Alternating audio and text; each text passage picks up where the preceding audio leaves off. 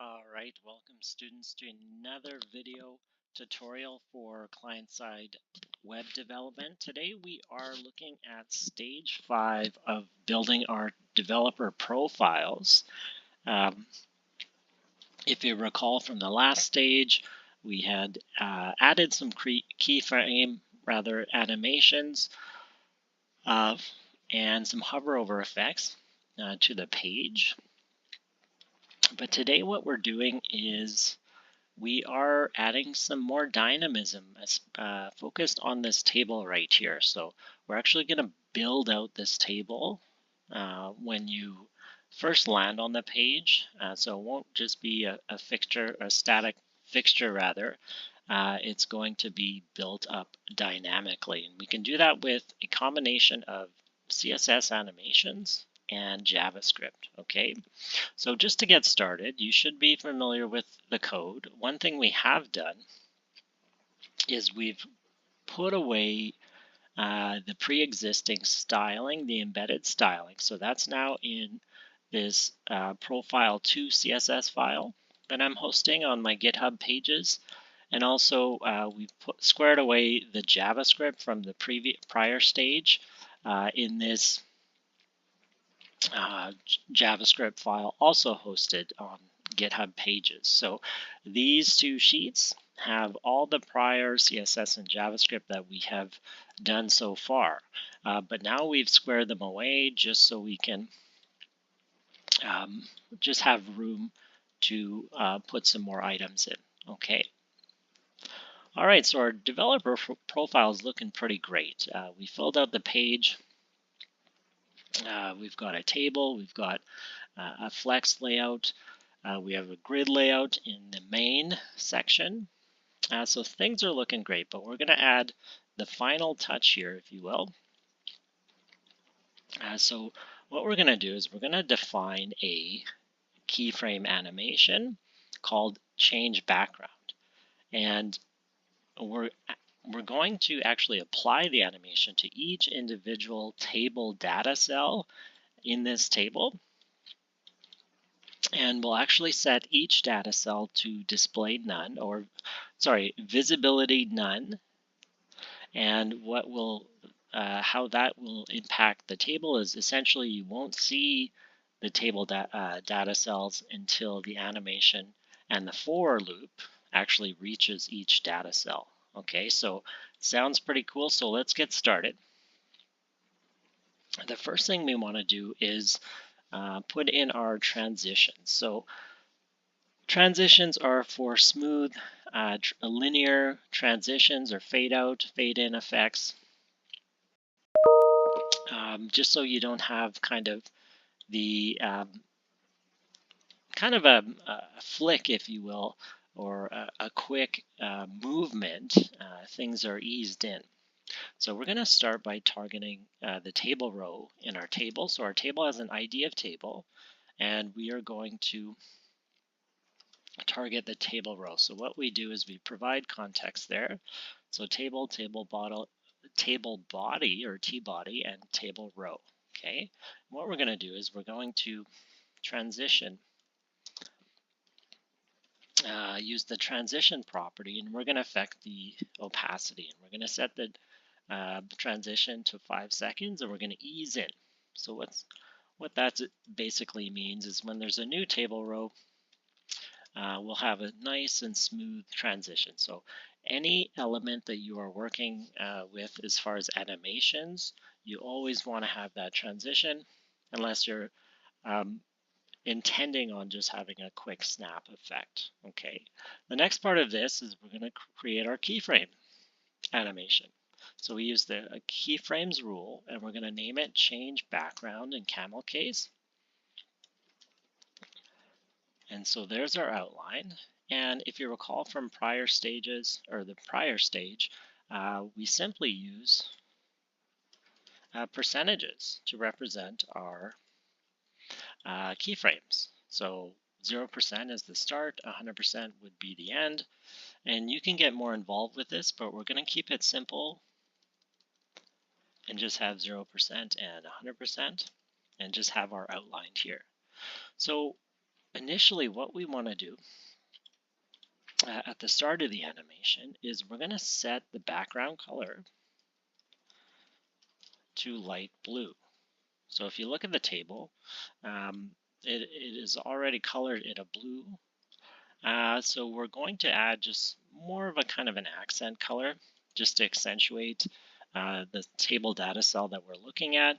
And at 0, or at the start of the animation, we're going to set the opacity to 0. Okay, so we can't see anything. And so we're going to copy these two properties now. And we're going to paste them in the 100%, but we want to change the values. Okay, so what we're going to do is we're going to set this background color to transparent, as if nothing was happening. Okay, it's just going to return to the original table data color, and we're also going to set the opacity to 1. Okay, so if you run that, it's not going to do anything because we've defined the keyframe animation, but we haven't actually used it yet. So what we're going to do after this animation is we are going to define a class or a div class that doesn't actually exist on our page. So we're actually going to create this dynamically in JavaScript, but we're going to fill out the property here. So for animation, we're going to use the change background animation that we just defined, and we wanted a duration of 2 seconds. So what that means is essentially from 0 to 100% to start to finish, this background change is going to take place in a duration of 2 seconds. We're going to set a visibility. So this is a CSS property where you can actually hide items. We want to set this to visible, and we're also going to set the display property to table cells. So display, if you recall, you can display grid, block, inline block, and so on, flex.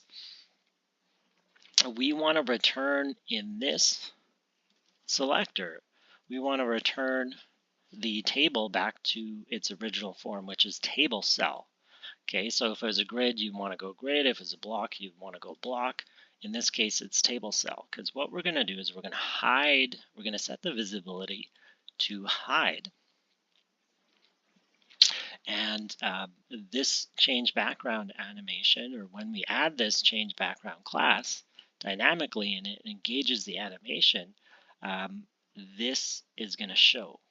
Okay, so what we should actually put before this to make logical sense is we're going to target each table data row, okay, or each table data cell.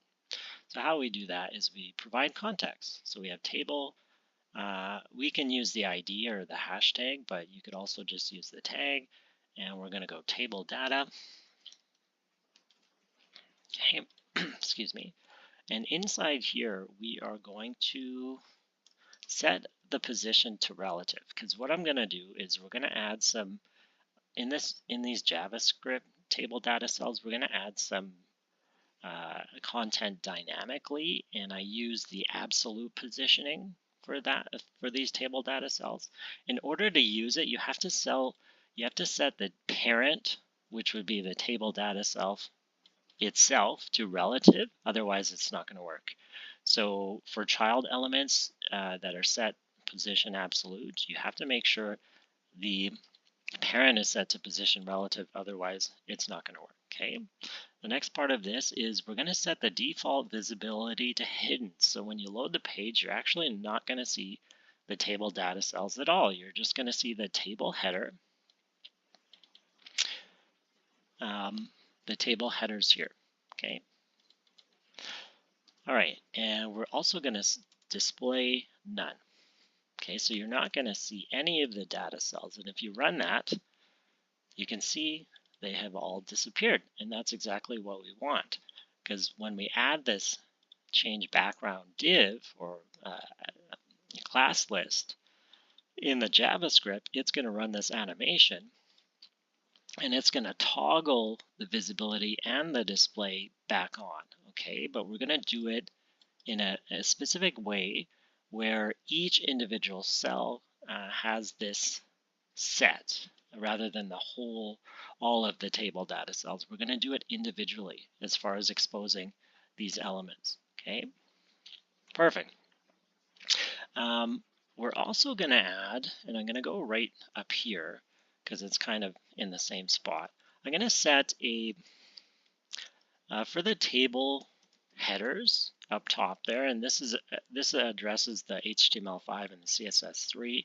This JavaScript is actually a table data cell, so we're going to actually have to do something dynamic with this.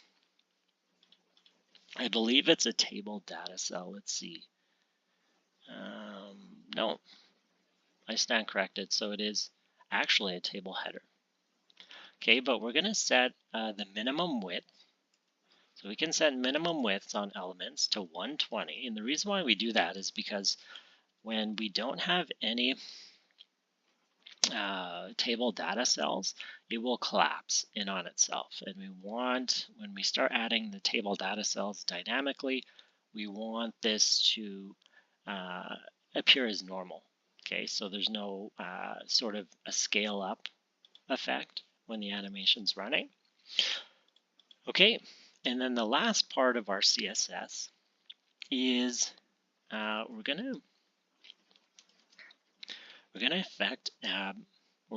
add a div called within class name as info, and this is for the JavaScript table data cells, and we're going to add content dynamically just related to the certain elements of JavaScript or the certain sections, and we want to style it accordingly. So I'm going to position the items inside the table data cells inside JavaScript as absolute, because this gives me a lot of leverage on where I want elements exactly, right? So that ties into where we set the table data cell to position relative.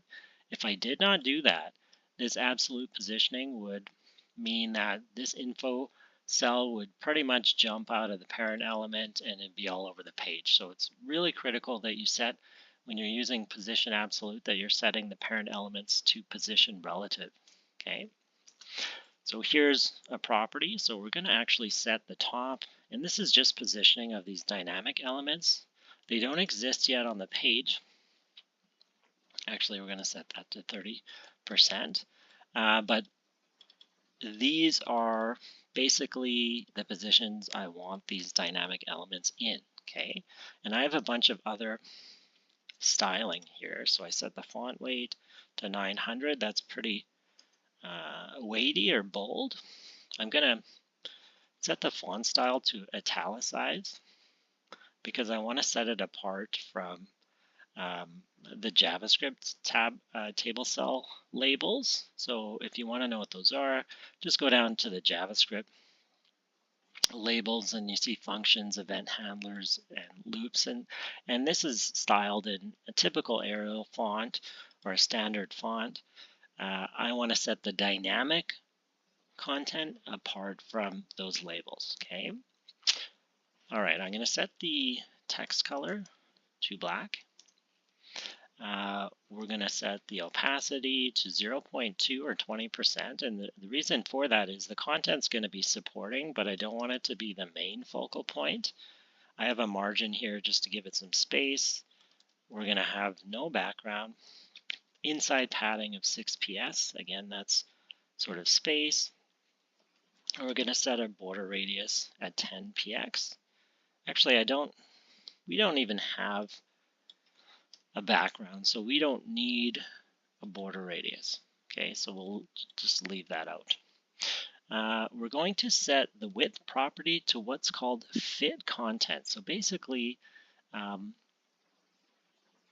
this div is going to be as wide as it needs to be, okay, to fit the dynamic content. So this content is just going to be a string value. So this info div is going to be as wide as the string is wide, and the padding and the padding as well, right? If we're border box. Okay, and the final part of this is we're going to use an animation, which we haven't defined a bounce animation. We actually have the bounce animation in our previous stage, and you can actually reuse animations, and that's what I'm going to do here. So I want an animation effect on the text, or the dynamic text that we're inserting. So I just refer to the animation name, and if you go to this link right here, the portfolio CSS, you'll find this bounce animation defined in there, okay? Because it's not defined in our embedded styling, okay? All right, so I want it to be 5 seconds in duration and easing in and out, okay? Nice and smooth. All right, so make sure you have all of that filled out, and we are going to head toward the JavaScript, okay? But this is all stuff mostly we have dealt with. Some properties like visibility hidden, we haven't dealt with, but it's a great way to toggle visibility of elements. Also display none as well, okay? And also this fit content. So you can actually use fit content on height and width, and it will snap to the dimensions of the child element, okay? So very handy. Okay, so next part of this, and you can run this, you're not going to see anything yet, is we want to dynamically create the table data cells. So how do we do that? Well, we're actually going to use a few different things. We're going to use what's called a for loop, and we know what that is. Also set timeout. So we want to delay. So we're going to loop through all the table data cells to engage this change background animation. And again, it's going to toggle the visibility of each data cell. And we're going to add set timeout so we have a delay between cells. Okay, so what's that going to look like? The first part of this script, and let's go down to right underneath the body in the empty script tags, is we have to target the table data cells. Okay, so let's do that. We're going to define a constant, and this is going to be table data. And we're going to use the document object, and we're going to use query selector all, so this will grab all the table data nodes in the document, and we're going to provide context. So table, table body, table row, and finally table data. So yes, you do have to provide context even in these query selector all methods. And now we have all the table data nodes that exist in the table. Even though we've set them in CSS to display none, they still exist in the DOM, or the document object model, and we can still manipulate them in JavaScript, okay? All right, so we have all our table data cells. The next part of this is, actually, we can do our for loop now. Okay, so for loops are something we just learned about in the course, and they're pretty simple. So first we're going to let I, because we haven't defined I, so we have to define it. So we're going to go let I, and I stands for index, equals 0. So in a for loop, we set the initial start rather, to 0. But if we wanted to start at another index position, we could. And we're going to set the stopping condition, so I has to be less than the table data length. So that makes sense. Otherwise, this loop will traverse more than just the table data cells. It'll keep going. So we want to stop it at the actual length of the table data cells. And we're going to increment by 1. And that's pretty standard. Okay, so we have our for loop. Perfect. The next part of this is we're going to pretty much wrap all of our logic in set timeout. And if you recall, the first part of this is the callback. So we can get that started. And the second argument would be the timeout function. So how many milliseconds you want this timed out or to delay for. Okay, and what we're actually going to do is set this to I times, let's go 200, okay? So I times 200. And what that means is each individual data cell that we set toggle to visible and display table cell is going to be delayed by I times 200. So we're going to have a 200 millisecond delay, and you can increase this. You can change out the delay, but when we start to toggle that visibility, we do want a delay, okay? Because this for loop will go through each index or each table data cell and toggle that visibility, okay? So what do we need to do in here? So in this set timeout, we're going to refer to the table data, and we're going to attach the index in bracket notation because we need to in order to apply to each individual element. And we're going to use the class list method. So this pretty much appends a new div with a class that we specified. So we use this add method, and we're going to go change background. So if you scroll to the top, we actually have defined some properties for this, including animation, visibility, and display table cell. So once it cycles through all of these table elements, it's going to switch on the visibility and the display properties so we can see them, okay? But it's going to be delayed by this metric here, okay? All right, that's great. And if you run that, you can actually see that it's working. And that is good, but it's a little bit fast. I mean, you could increase the timeout and just leave it at that if you want. But we're going to go even a step further. Actually, let's delay it a little bit more. Let's set it at 300. That's great. So it doesn't take too long, but it has an effect that we're building out the table data cells. So that is great. The next part of this is, and I included this just because I want to show students an example of a switch statement. We are going to create a switch statement, which is a control flow statement. If you recall from our lectures, the switch statement takes an expression that each case has to match. So this is what an outline of a switch statement means. And just take note of the closing curly braces. You don't want to inadvertently delete anything. I usually do this just because I don't want extra gaps. Make it easier to read. Okay, so how this works is we set up cases, and since we're using the index, the cases are just going to match numbers. Okay, and what do those numbers represent? Well, they represent the index positions of these table data cells. Okay, so that's what we're looking at. So table data length, it's going to correspond to the table data cell. So if you know which table data cell is which, and you can just count them, you can affect changes on them. So what the idea here is I want, because we have a gap here in the JavaScript table data cells, I want to add dynamic content through the animation. So how do we do that?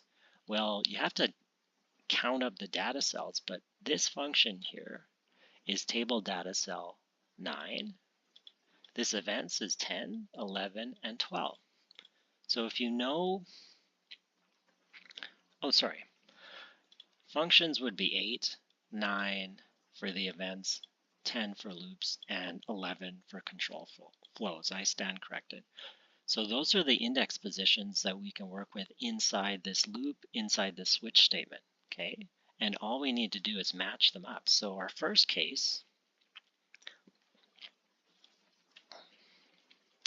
is going to be 8. So case 8 and then a colon. And let's just make sure we have a little bit of an indent. So if index equals 8, we are going to go, and I'm just going to borrow this table data. We're going to go table data And we're going to use a method called insert adjacent HTML, and make sure you have the proper capitalization, otherwise it won't work. So it's camel case, but that HTML all has to be capitalized. And this method has a lot of different values you can set. We're actually going to insert this HTML dynamically before the end of the table data cell. So all that means is it's going to be appended, if you will, to the right of these labels. Okay, and that's exactly what we want. There's other values like after end, but we're looking at before end. The second argument of this is the actual content itself. So I like to, anytime I use markup, I like to use backticks, but I'm sure you could just get away with single quotes. But the second part of this is the actual dynamic content you want to enter. Okay, we have defined a property for a class called info, and we're actually going to put in a div in these insert adjacent HTML arguments with a div with a class name of info, and that's the styling that we want for it. That's why we defined it. This is our dynamic content in the table cells. Okay, so we want a div. Let's just do opening and closing, and we're going to go class info. Okay, perfect. So let's leave that there. What we're going to do is we're going to copy case 8 and we're going to paste it right below it. And okay, mine didn't format great. I want 4 cases representing the 4 data cells on the page. Okay, so we're going to paste it 3 times over. Okay, and just line it up so you can read it nice and easy. And perfect. Because switch statements are really there to be organized. We're going to put some semicolons at the end here. And I'm going to get rid of this space so we can see what else is going on. So keep in mind, we have a switch statement inside the for loop because we have to iterate through these indexes to match with our cases. Otherwise, it's not going to work. Okay, but we want to change the numbers incrementally. So 10 and 11, and these cases again correspond to the index positions of the data cells here after the JavaScript. So you have to count them, right? You don't want to include the table headers because those aren't table data cells. Okay, neither is this one. So you go 1, 2, 3, 4, 5, 6, 7, 8, and then 9, 10, 11, 12. Sorry. It's 0 base index, so 0, 1, 2, 3, 4, 5, 6, 7, and then functions is 8, event handlers is case 9, loops is case 10, and case 11 is control flows. And the purpose of this now is I want to just insert examples of the code. Okay, so the first one would be functions, so I want to put in just a shorthand example of function. So I'm going to go my function equals P1, P2, and these are the parameters. And this is shorthand arrow syntax. So everything after this arrow is the return value. So we're going to return the sum of P1 times P2. And this is just a function just for effect. For the page. It's not doing anything. It's just saying, hey, we know how to do functions like this. So we're going to go to the next one, event handlers. Well, what's an event handler look like? The most common, or one of the most commons, would be an on-click handler. And we can go alert, that built-in function, and we can go clicked. Okay, on click, closing, and semicolon. Actually, let's leave that out. All right, so because it's all colored the same, it's easy to get miss out on things. Just make sure that attribute on click and the alert method are inside these double quotes. Okay, but this is all string value. The next part is, so we have functions, we have events. What about loops? Well, I just did it, for example, a simple for loop. So we're going to go, oops, we're going to go for var I equals 0, var I equals 0, and then we're going to go I is less than x. I just have variable x length, and then typically we increment, okay? And then I have opening and closing curly braces. Okay, so that's what I have for an example for a for loop. Okay, so just study that. You can really put anything as long as it's representative of the actual item. Okay, so JavaScript, we've done these three, now it's just control flows. And for this one, I just did a simple, because we can't really put blocks in here, like if-else statements, because it's too condensed, I just want a one-liner. I'm just going to use a ternary operator, and that's like a if-else statement, but just condensed in one line. So what does that look like? Well, we should know how to do a ternary operator. It looks like this. So we have the bool value, if it's true or false, or if something exists, and we're going to run if it is true. If it evaluates as true, everything after the the question mark will run. So my function will run, and after the colon, if this is not true to the left of the expression, null, it will be null, or you can run another function or something like that. So this is what's called a ternary operator. If this evaluates to true, everything immediately after this question mark will run. If this evaluates to false, it will be null or some other function or some other state. Okay, so that's it.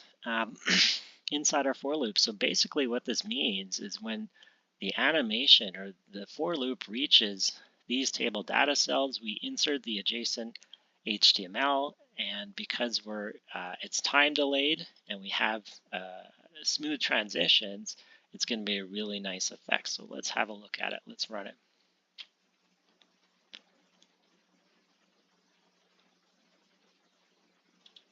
Okay. All right, so it looks good, except I just have some issues with, it looks like the text is being overwritten somewhere, okay? And that could be a problem. So let's figure out, I'm just gonna close this so I get a better look because it's kind of long. Just make sure that there's nothing deleted, everything's inside these quotes or quotes there. Oh, sorry, I forgot. So this switch is a loop. So it's going to keep looping unless we add break statements. Sorry. So after each case, if it evaluates to true, we need to break out of the switch, and otherwise it's going to keep overriding like that. Okay. So after each case, we have to break out of it. Okay. There's also, for switches, we have defaults. So basically, if nothing evaluates to true, we can set a default. But because we know these index positions exist, that's not necessary. And see, that fixed the issue. Okay. All right, and let's get a clear picture of that. So now we have a dynamic table. We insert content dynamically. We're using for loops, set timeout, insert adjacent HTML, as well as some keyframe CSS and some properties we haven't used before, like this fit content value, visibility. This is pretty straightforward as far as the keyframe and transition. We know we've done this before, but this example is nice and simple, and we can see and kind of gain a better insight into some JavaScript aspects like looping, setting delays, inserting dynamic content, and control flows. So I hope you enjoyed. That's it for building our developer profiles. And thank you very much for listening and watching, and we'll see you next time.